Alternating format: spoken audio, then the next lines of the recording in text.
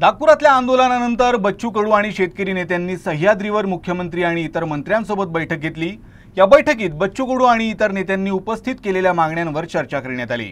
या बैठकीत काय चर्चा झाली याबाबत बैठकीनंतर माहिती देण्यात आली। जे मित्राचे चेअरमन आहेत प्रवीण परदेशी यांच्या अध्यक्षतेखाली एक समिती तयार केलेली आहे। ही समिती कर्जमाफीच्या संदर्भात कशा पद्धतीने ती करता येईल, त्याचे निकष काय असतील, भविष्यात शेतकऱ्यांना आपल्याला कर्जाच्या विळख्यातून बाहेर कसं ठेवता येईल किंवा थकीत कर्जात तो जाणार नाही याकरता काय उपाययोजना करता येतील, या सगळ्या बाबींवर निर्णय करेल।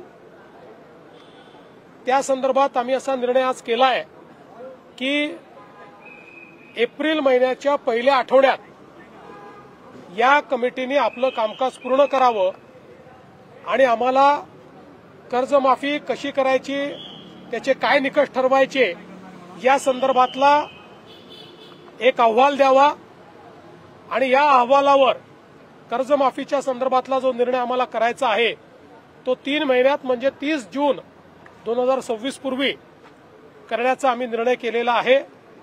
त्यामुळे आता सगळे टप्पे आम्ही या ठिकाणी ठरवलेले आहेत। सगळ्या नेत्यांशी आमची चर्चा झाली, अतिशय सकारात्मक चर्चा झाली। त्या चर्चेमध्ये त्यांनी देखील याला मान्यता दिलेली आहे। आम्ही त्यांना समजावून सांगितलं की आम्ही पहिल्या दिवशीपासून कर्जमाफीच्या बाजूचे आहोत, आम्ही दिलेलं आश्वासन पाळू हेच सांगितलेलं आहे।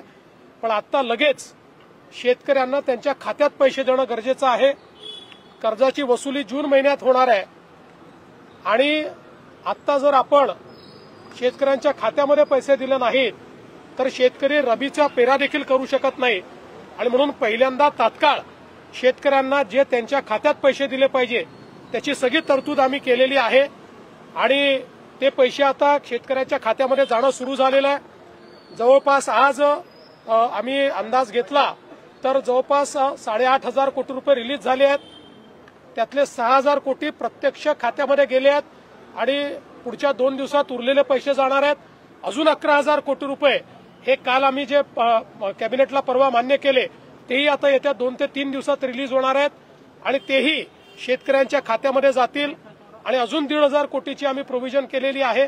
त्यामुळे आता शेतकऱ्यांच्या खात्यामध्ये पैसे जाणं हे महत्वाचं आहे, ते आम्ही जाणं सुरू केलेलं आहे।